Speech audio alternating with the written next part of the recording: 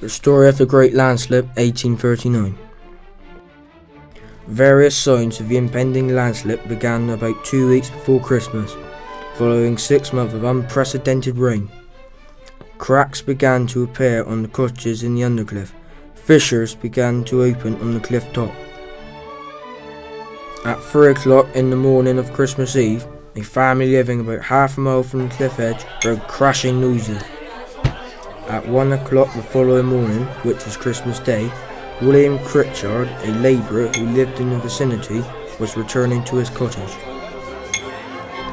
He had been celebrating Christmas at the ceremony of the burning of the ashen faggot at Bindon Manor, and he was somewhat the worse for wear.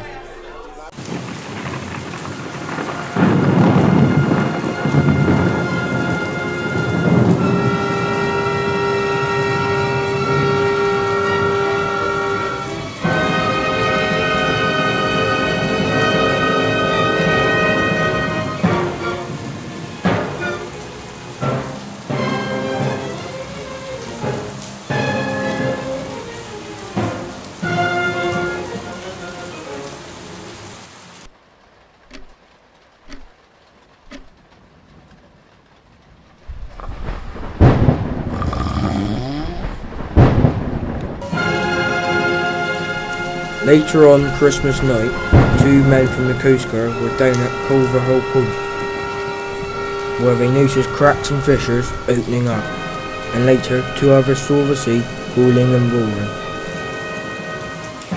The men were horrified to see the beach on which they stood rising and falling, and terrified when a dark wall of shingle emerged from beneath the sea.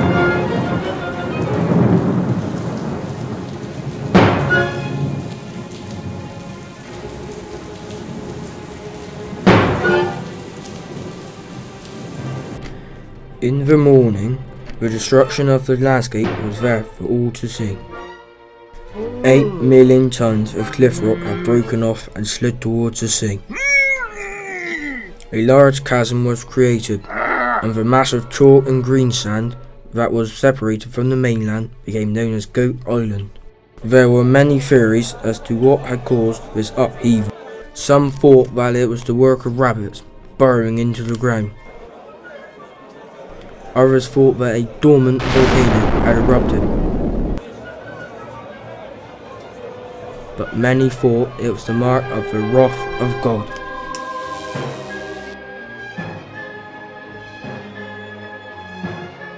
In September 1840, 2 fields of wheat and 1 of turnips grew on the portion of land which had fallen from the fields above. This caused a sensation throughout the land, and 1,000 people and more came to visit. With this huge influx of visitors, the farmers began to sell dinners, teas and lemonade soda.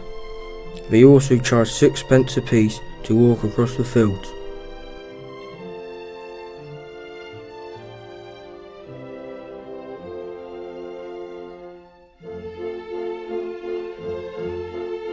A ceremony to cut the wheat was arranged.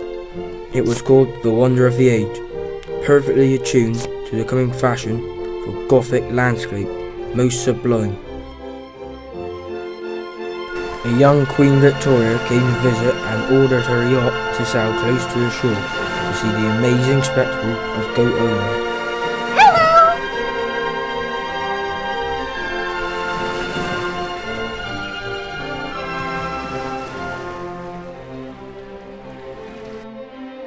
When the time came to harvest the wheat, a procession led by the village band marched through Axmouth up to Goat Island. A piece of music had been specially composed called the Landslip Quadrille.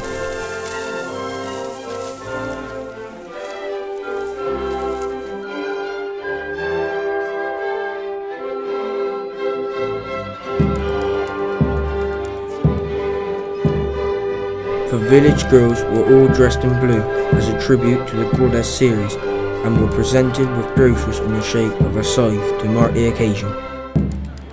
Goat Island is still there today, but nowadays it is a beautiful sunny meadow with wild flowers, precious orchids and the common blue butterfly. Peregrine falcons can be seen swooping across the cliffs, keeping a watchful eye on the land that time forgot. until April 2016, that is, when Natural England has opened a new footpath which has redirected the coastal path across Goat Island. So it is now accessible for all of us to visit and gaze in wonder at our amazing and fantastic coastline, just like Queen Victoria did in 1839.